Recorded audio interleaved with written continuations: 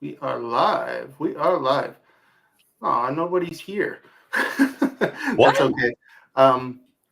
Hello, everybody. It's been a long time, many weeks, since we've had a Schmudgeon of Curmudgeon here on the channel, and that's due to my life adding another human to it. So, yeah, it's been a little while, but we wanted to do this last week, but we had to push it back for reasons. But the reason we're here today is Mr. Dave Lawson, a friend of mine, now a friend of Dewey's, unfortunately for him. We are here giving Dewey some shtick. Dave just released his book, so we want to celebrate that, and also we want to grill him about some things in said book. Oh, Dave's got it right there. But since it's the spirit of Halloween tomorrow, I should get in costume. So, Dewey, if you can pull that back so we can see the full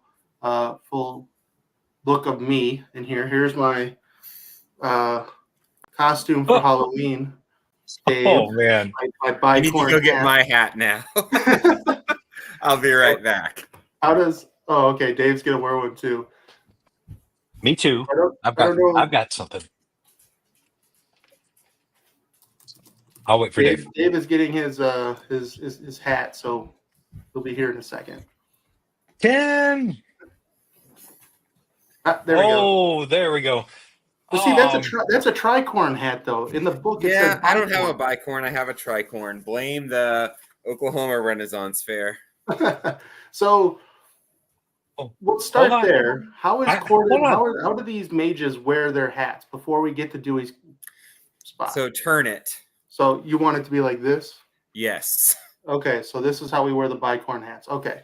Dewey, but it's a little bit more like the bills turn up kind of like how mine is. Except it would just be like the back would also be like this instead of going out into a try. So like bills up like mine, but front to back.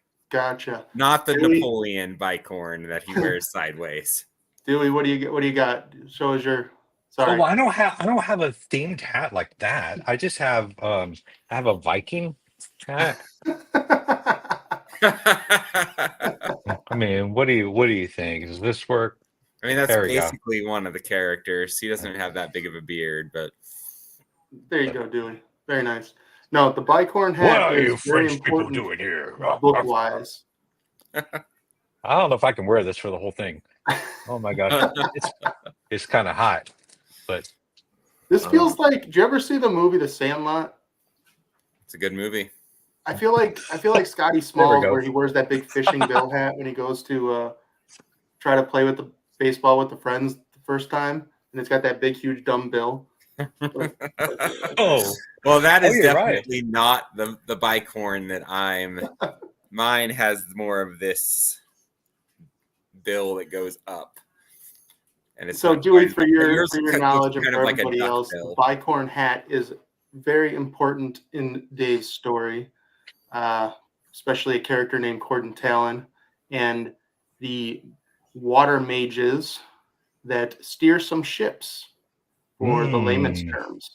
That's what they do. So they wear bicorn hats. I really can't wait to hear all about it. But before we do, I gotta wear it like this. This is even better. Yeah.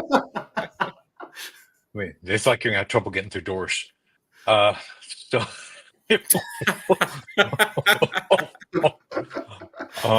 we gotta do our curmudgeon skill. Yeah, we gotta start it off. We gotta start right. Gotta start right. Yeah. So let me turn it on. There we go. Window and here in my screen. All right. So we have our curmudgeon skill for today. We're all curmudgeons at heart. No. Are you a mummy? Just a little scary? Are you Frankenstein's monster? You're pretty terrifying. Or are you Mr. Hyde? You're not putting up with shenanigans. Where you fall today from a scale of 0 to 10. Dave, I'm gonna let you go first. How's your curmudgeon? Shenanigans are all I put up with. So definitely not a 10. Okay. Opposite of a 10. I'm not a 0 or 1 because I teach high school and I'm tired. So we're going to go with like a 2.5 because I'm old, but I'm not really a curmudgeon most of the time. I feel like I'm pretty like... You don't have to be old to be I'm a the curmudgeon. opposite of curmudgeon a lot of the time. Shenanigans are the best. Okay. Yes, they are. What about you, Bill? Where are you? You know, it's hard to be a curmudgeon this week. Not gonna lie. Been a good week for us on our side, Dewey. So it's kind of hard to be a curmudgeon. So I'm gonna go just in the middle because it is Wednesday. Halloween's tomorrow, and doorbell's gonna be ringing off the hook. So yeah, about five or so. Well, speak for yourself. I did. I think this week has been wonderful. Yesterday, I was about a 5. I would say, usually I'm about a 9, honestly. But I'm going to put myself at a 6.5, just because I like Dave and Bill. I like you too, but I like you, Bill. Dave's making me happy, so I'm gonna put it down. There we go. Let's see, Dave will be happy because you make somebody happy. It's about time. I make everyone happy. I am a delight. Dave is a people pleaser. That is true. So with that said, Dave, give us the spiel of the Envoys of War. Specifically introduce Dewey and anybody here that is watching that does not know what this book is about. Tell us all about it. All right. So the Envoys of War. I have like 8 copies around here right now because I just got a shipment in of paperbacks. Actually, 11 copies. So Envoys of War is a fantasy adventure novel with a lot of witty banter and an inordinate amount of plans following Jen and Corden. Jen is a swing sword first, ask questions later kind of lady. Corden is a talk a lot and maybe talk himself out of trouble, but probably just talk himself into more trouble kind of guy. And they are best friends, and they are both envoys or messengers, and they're sent on a mission. But Jen finds out that this mission is just a sham. It's all just to test Corden because there's some allegations that he might not be completely loyal. And maybe he's betraying their kingdom. And Jen, as his best friend, is tasked with following him or traveling with him and making sure that he is not betraying the nation. And if he is, using said sword on said friend. So they go out on this journey. Things are not as they seem. Things run off the rails, and then they run off the rails again, and then they run off the rails probably at least a third time. There are a lot of plans. There are a few good plans, but there are a lot of just very planny plans that don't go as planned. And I think it's a lot of fun. It's chaotic. The series is called The Envoys of Chaos because if you've met me, I live for chaos.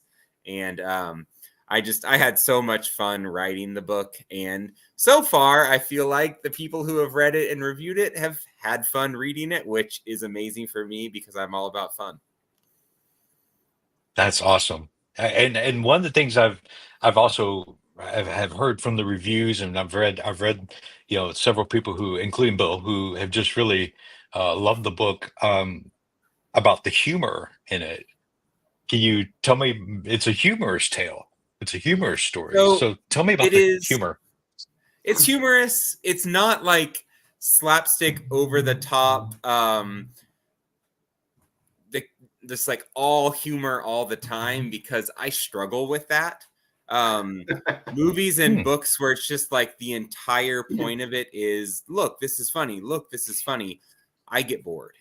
I need there to be those like high stakes in the background, those like not funny things also happening because I feel like comedy is at its best when there's a serious backbone to it and it's not just goofy all the time. If it's just goofy all the time, it runs the risk of just becoming a spoof. And while spoofs can be fun every now and then, they are not something that people are just like, I need to watch or read spoofs all the time. Like the Naked Gun movies with Leslie Nielsen were hilarious. But do people watch those every day? No, because they get old fast. And I struggle sometimes with things that are just humorous because I need a little bit more of that serious backbone, those like the dark moments, the death, the suffering, all those kind of things to make the humor shine. Because like my characters are really witty and they banter a lot, but a lot of the stuff that is happening to them is not funny from an outside. So you're like, this person's getting whipped. This person's getting stabbed. This person's injured.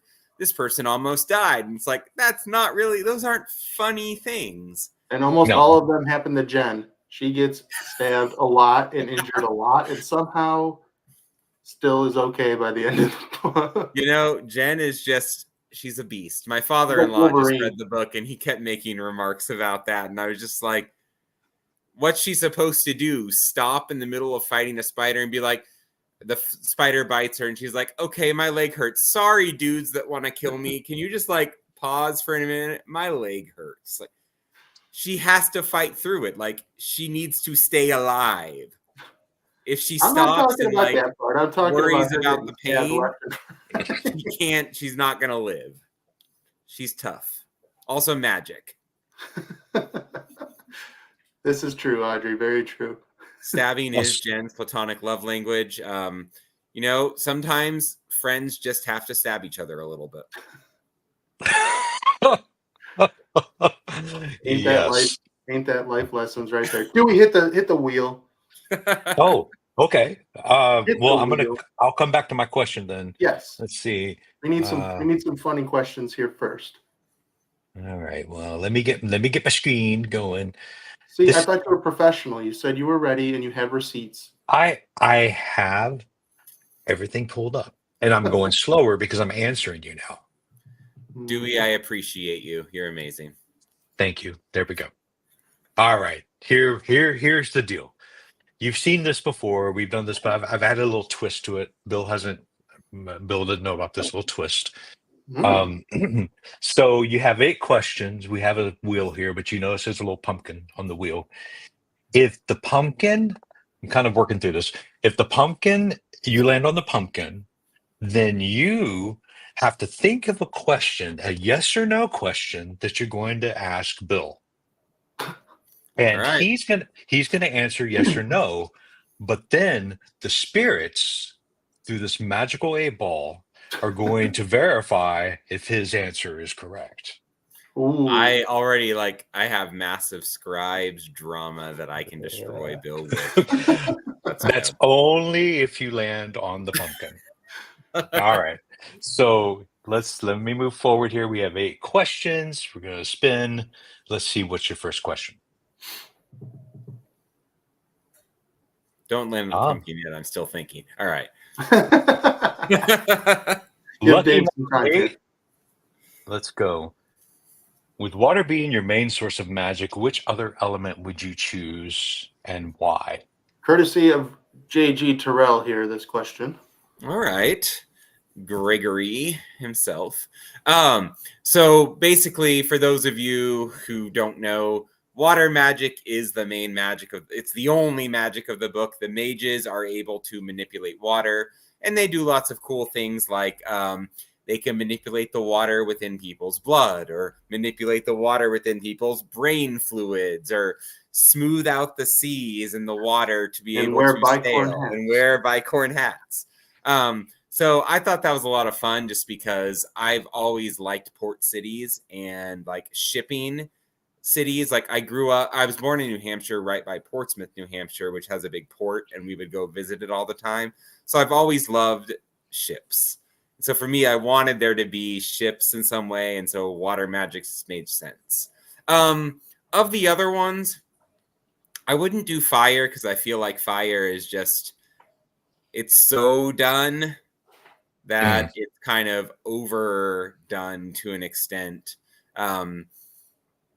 maybe like earth magic, where people could like move the earth in different ways and like erect things out of the earth and like cause avalanches and earthquakes and different kinds of like mass scale emergency situations using their earth magic. I think that could be fun.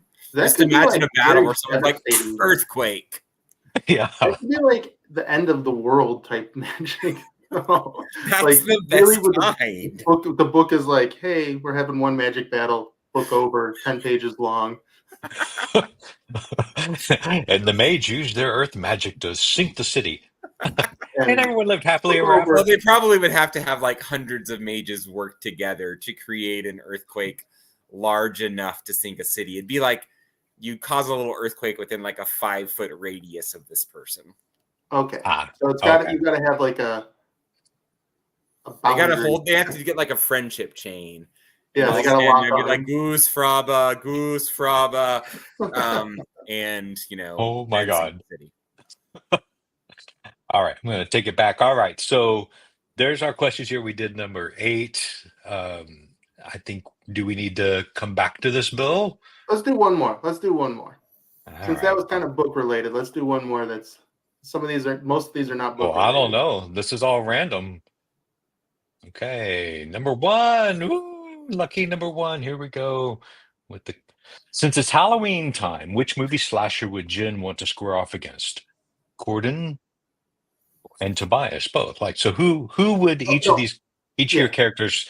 Who would each of your characters face off against? This is going to be a tough one for me because I don't watch horror movies. I'm a complete baby, but I have seen a few of them, and I kind of know who some of the people are at least. We're going to say Jen would face off against Jason just because he's big, she's big, she'd swing Meralda at him and hopefully just like chop him to pieces.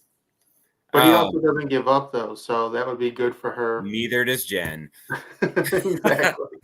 Corden, we're going to say the Scream one. What is his name? Ghostface. I was gonna say Corden could talk his way out of that. He just like that's just some high school kid in a mask.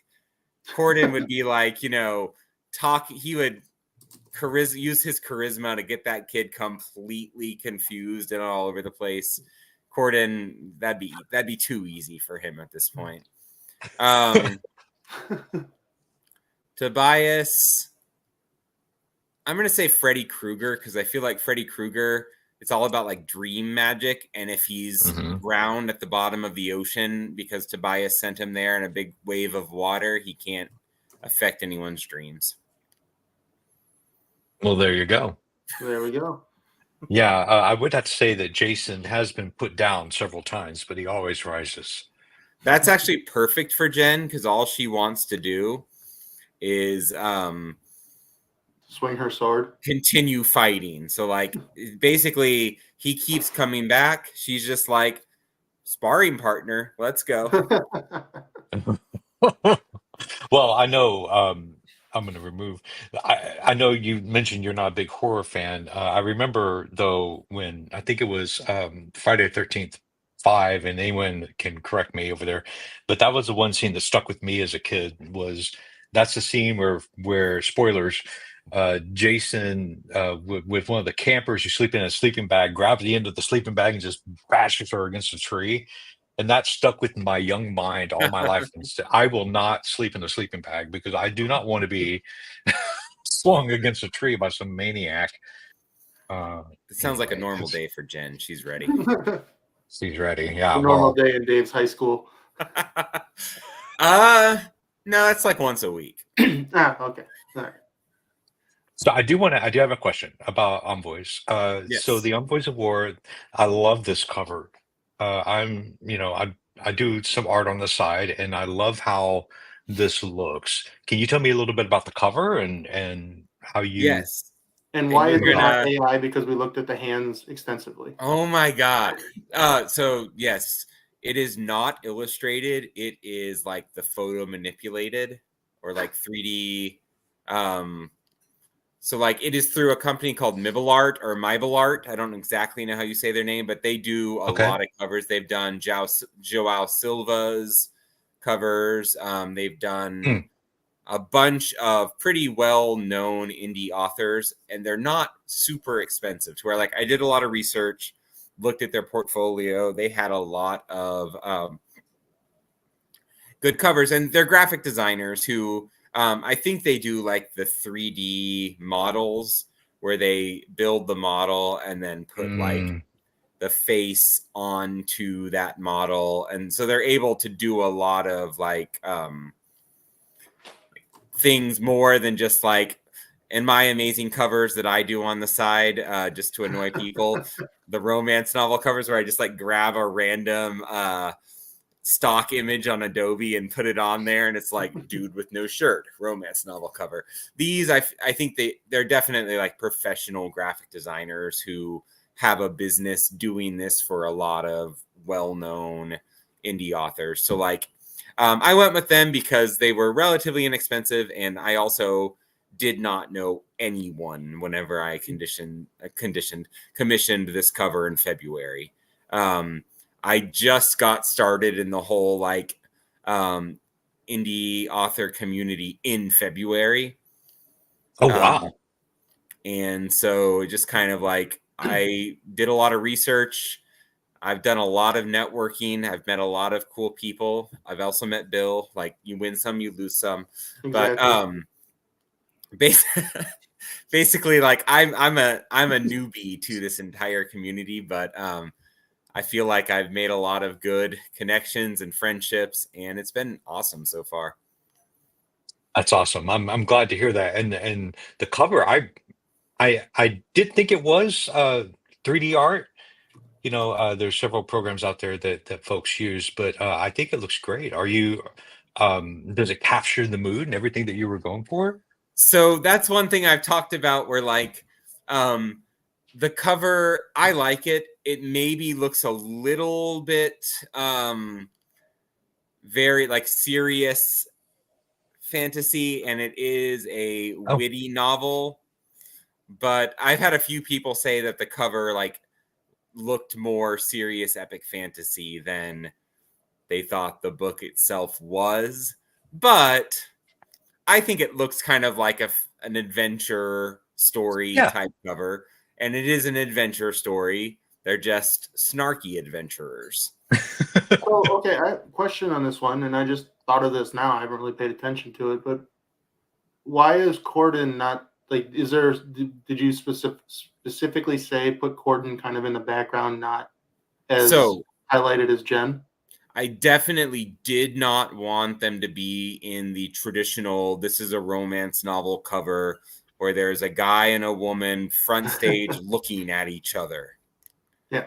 And I was like, I don't want that. This is not a romance novel. These two characters do not have any romance. There is a small little touch of basically like a hint of a romance that could happen, but it is not between these two characters. And so I did not want it to look so like I wanted them to be looking away.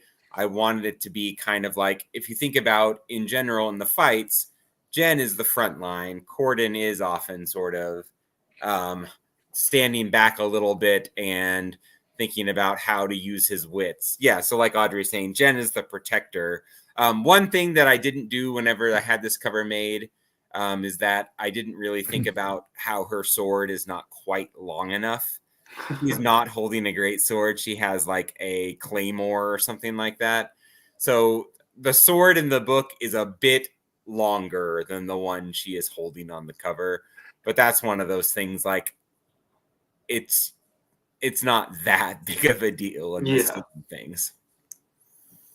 Well, that's awesome. Thank you, because I was just curious how, because the cover is such a big part of how people receive it, and I like it. I mean, I've been seeing it all over. You know, because I post a lot. And congratulations for that. No, I'm not talking about others. Yeah, it's anyhow. I really enjoy it. Dewey's not as sarcastic as I am, Dave. You got to learn that. He means what he says. Oh yeah, no. I will tell you if I don't like something. I mean, Bill is right about that. I'm not gonna lie. Let's see. Uh, I mean, before I get into the deeper questions for the book, do you want another question from over here at the question board? Yeah. I love the question board.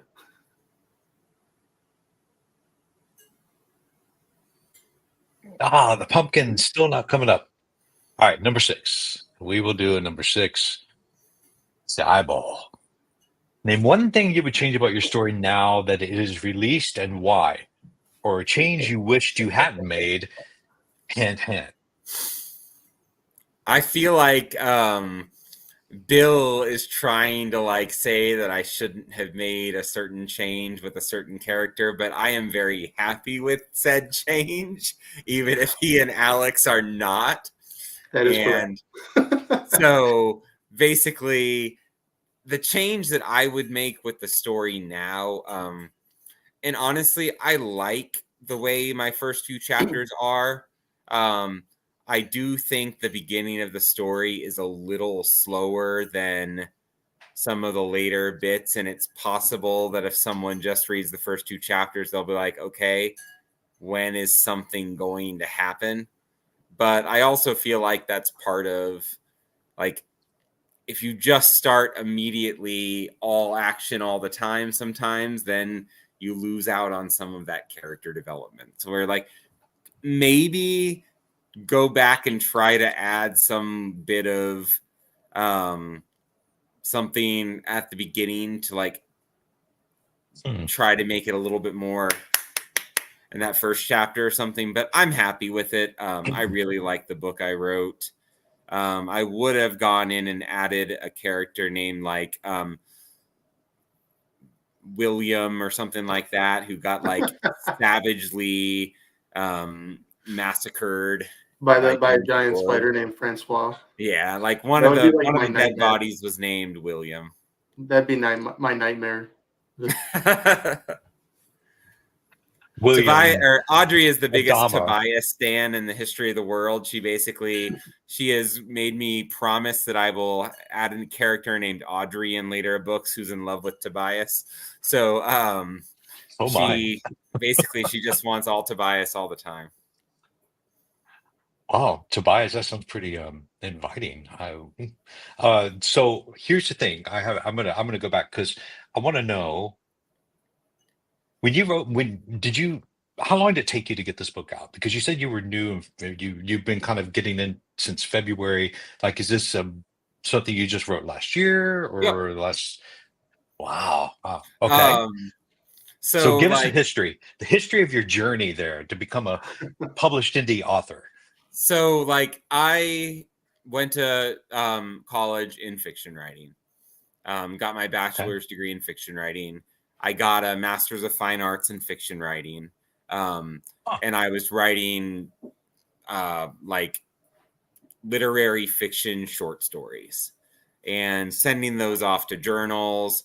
I had a few of them published in small journals that no longer exist because those things go out of business immediately. And like, I think I did not make any money off of those. I might have gotten like 2 copies of a journal, and that was basically like all you really got paid. The idea was that once you had enough of those accepted by journals, then maybe you could get like a university press to publish your short story collection. So like it was all very like academia and not actually trying to find readers. Right. And then I tried to write it was still literary fiction, but it had a little bit of a YA tinge to it, novella. And I wrote that as my master's thesis. And then I tried querying that for a while. I technically had an agent for like 4 months and absolutely, I mean, nothing came of that. And I was just like, this is a waste of time. I don't even know if they were even like contacting anyone. This was before this was in like 2010, 2011. And it was kind of like, I didn't know what I was doing. I was 25. And so like I went and I started a PhD in creative writing. And after a year, I was just like, I am so burnt out on this. And I stopped, and I did not write for quite a while. And then in 2017 or 2018, I took that novella, read through it, updated it a little bit, and I published it on Amazon. So that was technically my first, and I also published a short story on Amazon. So those were like my first, like, they were the published things that I did back then, but I didn't market them or really try to get anyone beyond friends and family to buy them and read them. And then I didn't do anything again for several years. And then I started playing D&D. And I wrote a short story about my D&D campaign last winter. So like last November, I wrote this short story. So 2023 November? Yeah, 2023. Okay. So I wrote, like, it might have been October. I don't remember exactly, but like I wrote the short story about the barbarian in our campaign who has a few similarities to Jen. So I wrote this little short story about Yuka, the barbarian, and then I didn't look at it again for a few weeks. And because I thought, well, I had talked about writing a novel about the D&D campaign, and I didn't really have the drive to do that. And I started thinking I could write something, but I don't want it to be that, because that's just, I don't want to be boxed into this, like, things that have happened and characters that already exist. So I took that character, changed almost everything about them. The only thing that still exists from that is that character fought a spider. And that character also liked her battle axe in that case. But like beyond that, I completely rewrote everything, added all these characters, created a new world, created everything about that world. And I knocked out the first draft in a month and a half, basically. January and the first part of February. Wow. And then I revised, did like a second draft and a third draft in January and February, to where it was ready to go out to beta readers by like toward the end of March. It's like, it is basically the only thing I did from January through April to almost the start of April. And I sent that out to beta readers. The first beta reader who sent back feedback was like, I hate this. And I was like, oh my God, I'm a failure. I'm the worst person to ever exist. And so I panic hired some person on Fiverr to do like an editorial assessment to kind of get an idea of, is this book complete trash? And that person just happened to be named R.A. Sandpiper, or Rach, who is now a member of the Secret Scribes. She read it and she loved it and had a lot of great feedback about things to work on. I also had another beta reader, Audrey, who's in the chat here, who basically like took it on as her passion project, and she's taking classes to become a developmental editor now. And she went like page by page as well through the story, and we like just did a lot of revision in April and May to get it to where at the end of May, I was able to send it off to an editor, and then more revisions. And then at the end of August, it was ready for ARCs. And when I say ready for ARCs, I mean that I had sent it to be proofread, and then I had a proofread copy. I sent out the ARCs, and then Bill was like, here's a mistake, here's a mistake, here's a mistake. And I was like, oh my God, this is the worst. So basically, the proofreader, they caught some things, but sadly, maybe they didn't take enough time on it to like actually catch. I think they just did one pass, and it was cheap. So I guess you kind of get what you paid for. But at this point, I've had My wife read through it as a proofreader. Hi, Caitlin. Good job. She's over there across the room looking at me like, yes, I read your book. I'll tell you a great story about that here in a second. But so she proofread it. Bill proofread it. I had my mom kind of tell me if she saw anything when she read it, because my dad is an author. He's published like over 20 books, but they're all historical nonfiction. And she would always read his books kind of as like a last proofreader as well. So she doesn't know anything about fantasy, but basically I had a bunch of people read it and kind of help find mistakes. But when my wife read it, she was kind of like, this character named Cordon's kind of annoying. And I was kind of like, oh, that's the character who has like the same sense of humor as me. And she's like, yeah. Oh my God. She's like, to be fair, you're not annoying. Cordon's annoying. It's like, tell me how you really feel. Yeah, Caitlin. Why weren't those in the vows? She stands by it. He's annoying. Oh, that's great. I mean, he is kind of annoying, but that's a good thing, though. Well, so this turnaround, that was a quick turnaround. Like basically, it's the only thing I did for several months. Yeah. And are you happy? Like, I mean, because it's been a pretty good launch. I feel great. I'd say the only thing I don't feel great about is that, man, I have not written anything for a while because I think I kind of burnt myself out a little bit. So I've been taking an extended break. I've written half of the first draft of the novella that's going to connect to one of my favorite characters in this book. His name is Cork. And so I've written half of that. I just need to actually finish that. But also I'm just like, I'm so tired. Yeah, no kidding. The post-release blues are just, there's not a joke. Like, those things exist. They're not fun. So it's not. It's draining, and yeah, your creativity is just like sucked out of you, and you're like, oh, okay, it's still there, but it's just all shriveled up. I need to refill it. All right, we're gonna ask you another question. I want to know. By the way, thanks, Tim. I tried on the marketing.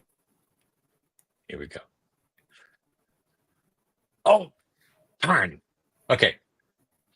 3. Okay, we got the bat. Let's see what lies behind this spooky bat. If the Secret Scribes were on Survivor, who would you vote off the island? And you can't choose Bill because that would be the obvious choice. Oh, I wouldn't choose Bill anyway. I'd be on the island, Bill, but he definitely would not be the first choice off. Bill has too many like good qualities that you'd want him to be there at least halfway through. I'm also kind of big, so could help carry things. Yeah, for a little while. I think. See, part of the thing with like Survivor, I never really watched it, but I feel like part of it is you don't want anyone who's too smart for their own good on the island, because they might be scheming behind your back. And so when it comes to like people who are really smart, people who are maybe a little sneaky behind the scenes, like Alex would be a good choice because he is kind of sneaky, but he's also an engineer. So it's that kind of like, yeah, you kind of have to keep him though, because he's probably a good house for us, like a good. I'm going to say this, and I feel like it's kind of becoming a theme because I did say this is the person I would eat as well on Alex's. It's got to be Lamia. She's too smart. You got to get rid of her. She's just like, she would be the one who you'd be like, oh, she's so kind and sweet and smart. And then she'd be like, I've actually been planning your demise since the first day. Then she just brings Thomas into the fold and takes you out. But she's a doctor, though. She's the doctor. Yeah, but like, she could use those powers for evil. That's true. Good point. Thomas would come out, and you would be gone. Dr. Doom, like he was a doctor too. So yeah. So like, if you didn't see, Alex asked me which secret scribe would be the first one I would eat on a desert island, and it was Lamia, and it's just because I don't know. She makes. It looks like she makes delicious food. So she probably. You mean maybe you are what you eat? I don't know. So like, yeah, like. Sorry, Lamia. I swear I don't have anything against you. You're just the correct answer in all of these questions. After we dive into cannibalism, Lamia. Hey, it's Halloween. It's Halloween. Cannibalism fits. Oh yes. Oh my God. I haven't met Lamia yet. I need to. I hear nothing but great things. He's amazing. So I know we have one more here, but since we're on the Secret Scribes, I'm going to get off because I wanted to ask you, like, you're the founding member of Secret Scribes, right? Like, this is your baby. Kind of a big deal. Yeah, you're kind of a big deal. So, what inspired you? Like, Bill might know, but I don't know. Like, what inspired you to create a group like Secret Scribes? There were a bunch of people making sort of joke remarks on Instagram about like, so there's the Break-Ins who are sort of a indie author collective who have done pretty well and have a lot of people talking about them. And there were a lot of people making jokes like, I'm going to start a group called the Broke Downs. I'm going to start a group called the Break Evens. Like, and I was kind of like, I want to start a group. I think it'd be awesome. So I just, I think Josh Walker of the Break-Ins had sent out a post saying something along the lines of how much he appreciated his group and how he encouraged everyone to find a similar group of their own. And I just like quote tweeted it and said, Josh is right. Is there anyone who would like to start like an author group for fantasy authors? And Rob, R.E. Sanders, and Sean O'Boyle had been like talking about it too the day before. So they connected with me. And then Bill, I knew Bill and Greg already from like both the SFFI Discord and Twitter, where like I had talked to them some before. Mm-hmm. And then Rach came out. She was friends with Rob, and it turned out like, hey, she's also the person that did the edit for me, and I know her too. So she was double invited. A few of the others just kind of came. They just replied saying, yeah, I'd like to join this group. Like Tom and it was a vigorous vetting. Tom and Lamia and Damien just replied to it. I think Lorraine knew Rob already. Greg, I sent a message to, and he was off like floating a river or something and didn't respond for days. And I saved a spot for him because I'm a good person. And then there's like I said, it was a vigorous vetting. Very hard to. Yeah, I remember. Yes, who can be in there and all that stuff, right? It was very time consuming for you, I think. I mean, there was a lot of like administration stuff at the beginning, trying to get all the things set up. And like, I've made all of these different sites and things like that some of them we haven't really used too much yet, but they exist out in the world. And then, just having to play gatekeeper and be like, no, Nick Alexander, you can't join the Secret Scribes. We had to keep Fogbound out. Yeah, we have to keep the riffraff out. Yep. You put the wall up, put the fog up, so he couldn't pass it. He was bound by it. Oh my gosh! Well, speaking of riffraff, let's get back to this.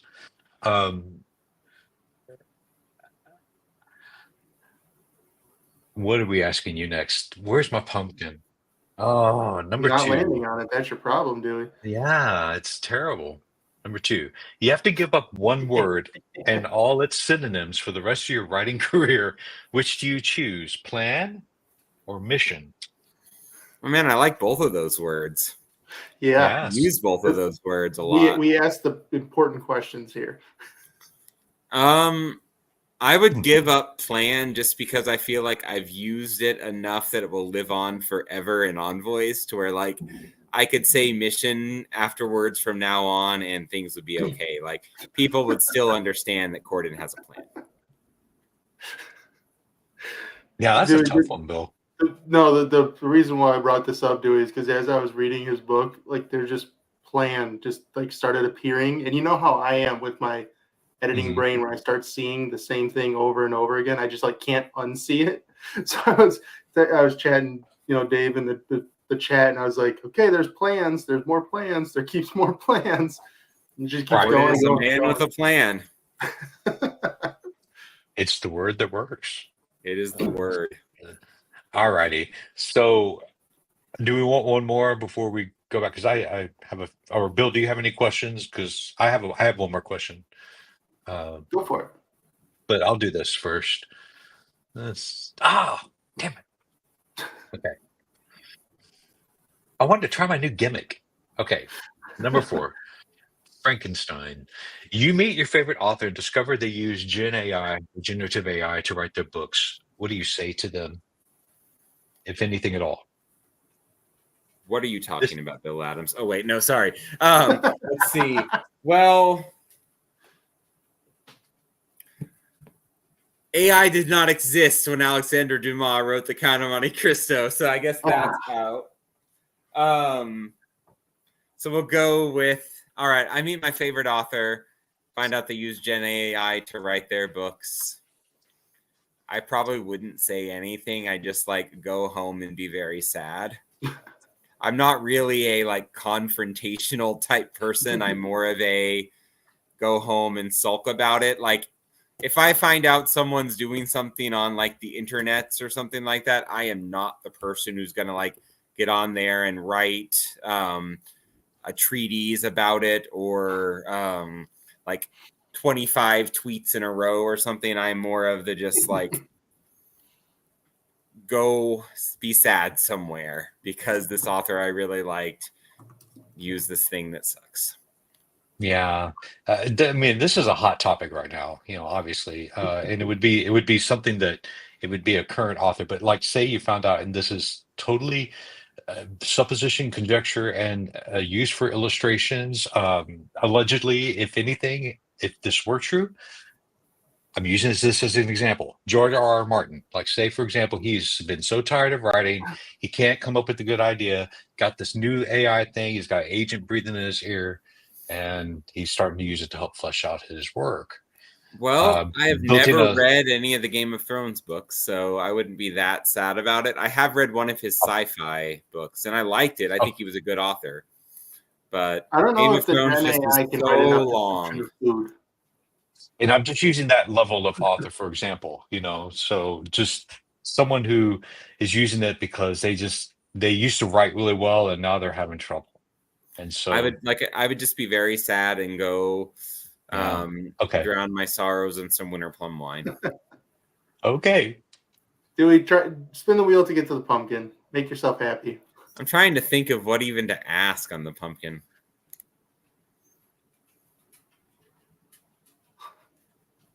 All right, I'll do 7.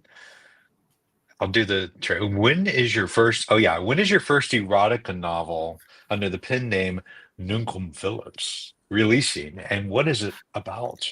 I want to know. So the joke has been that is my pen name that I'm going to write like romance novels under and make the big bucks with. And the answer to that is never, because I can't do it seriously. It becomes a spoof immediately. Well, okay, so I just saw like some random, like scrolling through the Goodreads feed, and somebody on my feed read a book about Tyrannosaurus sexed.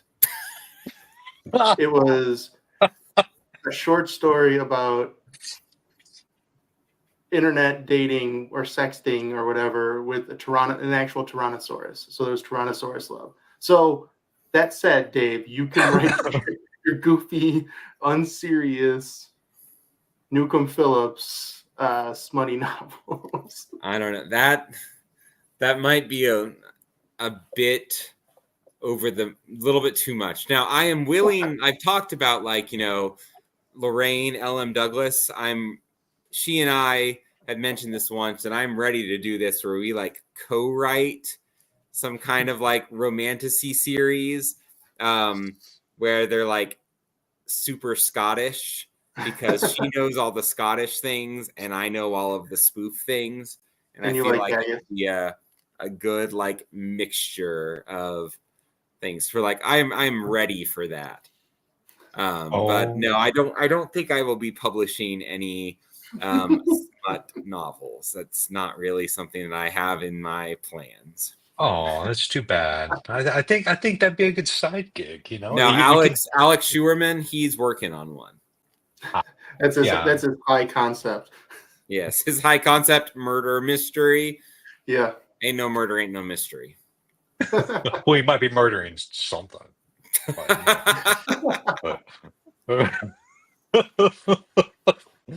But yeah. All righty, fine. I'll do this one more time and that's it. If we don't get the pumpkin. Well, we got to get the pumpkin. We got 10 minutes. I heard there was a hard-hitting question. Oh, my God. Well, it had to be number 5 because that's all that's left. So the broom. Would you give up your beard game forever to have a full head of hair again? The question here is no. I really don't mind being bald.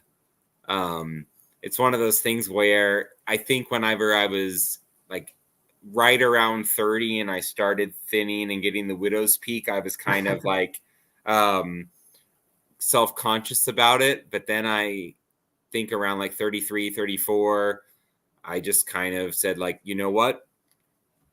I am losing my hair. I am going to cut it short. And I actually think I look better in my current like bald and beard than I did in my former like hair and no beard. You have a good shaped head for being bald. We'll put it that way. So like I honestly like I've shown a few of my students my like pictures when I was in college or out of college, and they've said things like OMG the glow up and stuff like that. So they also think it's weird to see pictures of me with hair because as far as they're concerned, I have never had hair. They also don't get the whole concept of like all of this here, I shave my head.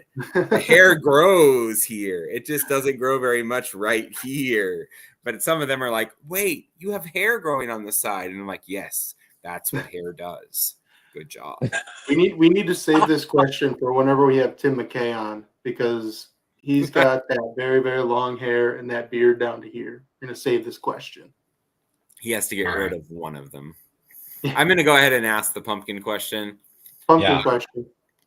I feel like this might end some friendships in the scribes. Let's do it. I just feel like I am off the table. You can't answer me here. And it's yes or no question, right? Oh, yes. Well, that's because we have to verify ask something different. All right. Well, I mean, you can. I was going to ask what scribe would you kick out if you had to kick one person out? Oh, but I can't ask that because it's not a yes or no question. No. You can answer. This will answer that question. So who would I kick out of the group if I had the unilateral decision? Mm-hmm. Would it be a coup? You can't pick me. I can't pick that was the rule. Okay. See, it's a good question. It's a tough one. Oh, it is a good question. Well, okay, so there's multiple ways you can answer this. We can pick Rach because she's putting us all to shame by being such a high seller in like all her worst month is like probably better than all of our months combined. So she could be kicked out because she's too good for us. But then I could pick Alex just because he's too damn snarky, and it's just like, calm down sometimes, buddy. You're too cool. You're about to have a kid. Get out. I could pick Greg because he just writes so much. Him and Eamon. Eamon's like, oh, I wrote another book this morning. Exactly. And then we go have a pint of ale. Yeah, I mean, if we wanted to be even cooler, we could kick out Lorraine because she's too sweet. Like, she's not cutthroat enough. See what Bill's doing here? He's like, we could kick out this person for positive quality. He's Pick kicking out out this everybody. person for positive quality. See what I'm saying? Okay, if we want to pick somebody that we just, they can't pick you. Yeah, let's get rid of Greg. Well, No what one do the likes spirits Houston say? anyway. What do the spirits say? Boil, boil, tumble delight. Give me the answer I seek tonight. Let's see. Will Greg be kicked out? Looks like yes. The Sorry, spirits Greg. have spoken. I'm sorry, Greg. Magic 8-Ball has spoken. Greg is gone. Book 3 is now blood canceled. You're too good for the group, Greg. Blood Bill. You write That's too what much. Book 3 Blood is. build, yes. Oh my God. Well, I have one last question for you, and it is book related. So I'm trying to learn some stuff from you, Dave. And that is, I find it really interesting that you published, and you used Amazon, right? You used Yep. Amazon back in 2017 or whenever that was that you 20 published. is it 18 or 19? I don't remember which one it was. And then having now just published a book currently with the current standards of KDP and all that, how would you compare the two? Oh my God. So back then you had to download their app called like KDP Create or something like that. And you had to format it within their app. And the formatting was a nightmare. Like everything got moved all over the place. Things did not look the way they were, like trying to go from Microsoft Word or Google Docs into KDP Create. It was all over the place. And then I did not hire a cover person. So I made my own cover on their little cover thing. And it was the greatest cover to ever exist in the history of covers, obviously. But like it took a long time to try to format, and then like it would look good in print, and then the ebook would be all over the place. Yeah. And you'd fix the ebook and the print would be all over the place. It was just like, it was pretty difficult. And then this time around, I bought Attakus, and Attakus is like, it takes about an hour to learn how to use it. And then after that, it is really easy to use and has been awesome for formatting, to where like I was able to do all sorts of like all of the chapter header images, all of the different, like, because I have all of the parts are images with poems that I wrote on at the beginning of each part of the novel. I have a poem at the end of it. I formatted my full page map in there. A lot of cool image related stuff that I don't know that I would have been able to do in the old system. But like Attakus made it really easy, and I do not work for Attakus. They are not paying me any money at all. But like, here's an example of like something where this is a full page image right here that I cool. brought on as one of the poems that I wrote. So they're all poems written by Corden, because Corden writes poetry as well. It's part of his charm. But I did a lot of cool stuff like that I don't think you could have done, or if you could, I did not know how to do that in 2017. But I would say the software has come a long way.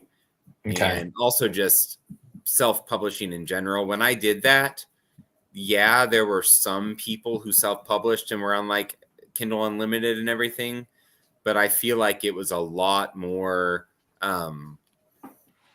it was not something that you really heard about all that much.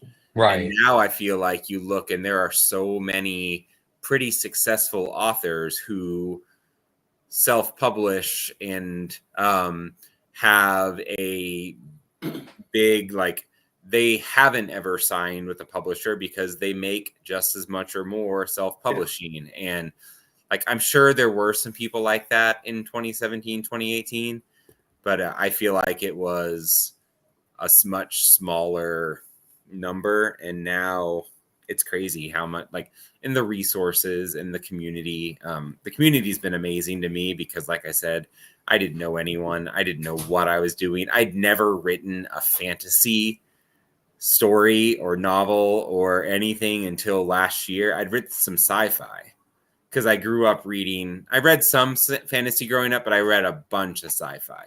So I'd written some sci-fi short stories, but I'd never written like a full-on fantasy story or novel until the D&D story that became this novel. But I've been reading fantasy almost exclusively now for like 4 or 5 years. Wow. So like, I'm still kind of a newbie to the whole thing compared to some people who are like, this is the book I started when I was 19. And now 17, 18 years later, I've finally published this book and I'm going to send out hard covers for everyone who pre-orders because this is my magnum opus. You know, that kind of thing. And I'm over here like, I read this fucking book in the last year. Hey, it's better that way, trust me. Yeah, I love that you're saying that because if anyone's watching that's, you know, like starting up their own or having doubts about this, it has gotten so much simpler to get your vision out, to get your story out, and without all the gatekeeping and the loopholes that you have to go through and doubt. Get your book out there, and because it's complicated, but it's not as complicated as it has been. There are some people who do like that will like if you don't know how to format your book, there are some people who will do it for not very much and do a good job who are like in the indie community. Like I just bought Attakus and learned it myself, but I know there are some people like Laura Huey's book Sunset Sovereign is so cool. If you've ever seen the inside of it, it has like the dragons on the inside, and her friend Constance Tara Torre, who's another author, and they're in like the same writing group. She does like internal formatting and art and maps like on the side, and I know she did that for her. And I think I looked at her whenever I wasn't sure if I was gonna like buy something or not, and it really wasn't that much in the scheme of things to like, if you don't know how to do it and you don't want to learn, there are relatively inexpensive options there. But in general, Attakus was really easy. Apparently there's a thing called Vellum for Mac, but I'm not rich enough to own a Mac. Yeah. And I'm familiar with Vellum, but I don't use it.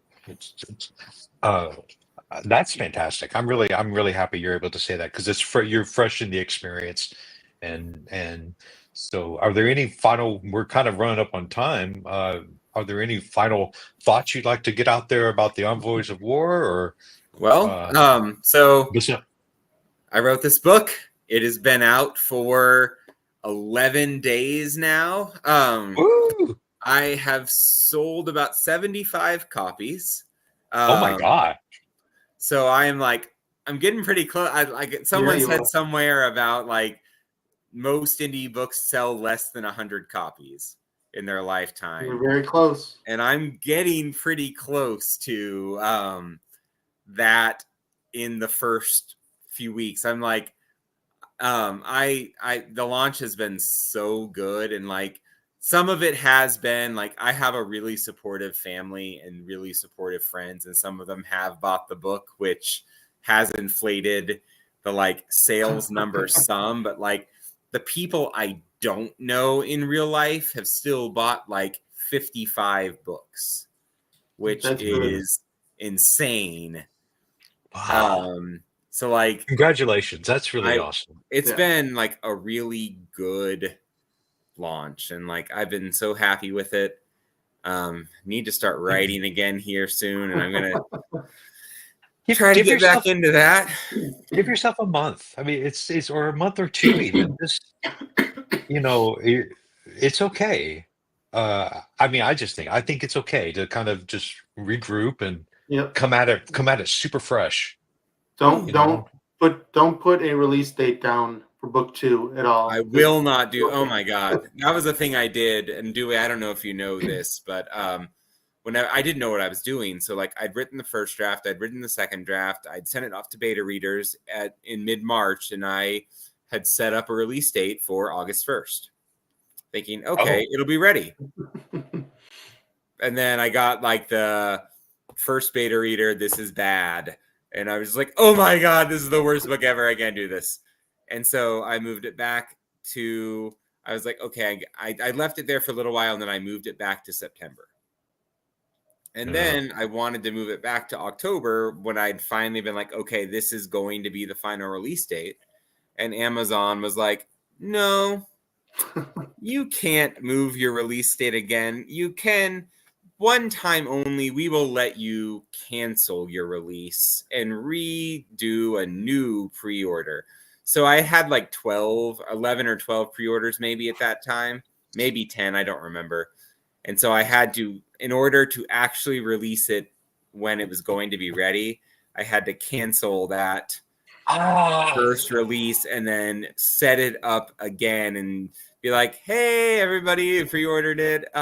Funny story, I kind of had to cancel that. If you'd like to pre-order again, that would be cool. Oh my gosh.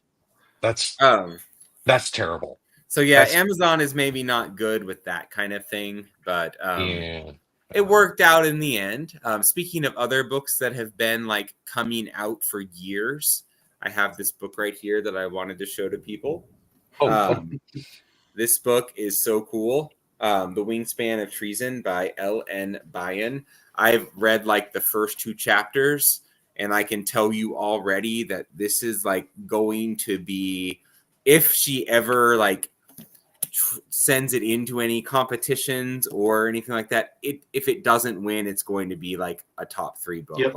She is maybe the best writer I have read in a lot of years. So when this book comes out, it is a chonker, but oh my God, she is the best fantasy writer I have read. She's really good. She's so freaking good. Because she comes from a literary fiction background, and like her prose is just absolutely out of this world. Yep. I will 100% agree, and I'm 20% into that book, so I will agree with everything. But it's a long book. It's like 700 some odd pages. Yeah. So. But oh my God, the writing is absolutely phenomenal. Yep. So that's fantastic. Well, Bill, do you have anything else? No, I'm good. I am good. Dave, thank you for joining us. I know we were trying to do this last week right after release, but thank you for thank you. That was another week. Works for me. I don't even know. I think I was a lot busier last week than I am this week, so it works. So appreciate it. Yes. Buy Dave's book. We have the link in the description stuff down below, or whatever you call it. Yeah, that stuff down below. Click on that. It's his link tree. But get the Envoys of War. It is fun. It is pithy dialogue, and there are lots of plans. Awesome. Well, thanks, Dave. And thanks, Tim. Tim, you're next. We need to have you on. We're going to get Tim on. I got his book right here. I need to get his book. It sounds awesome. Right here. This is also a chonker.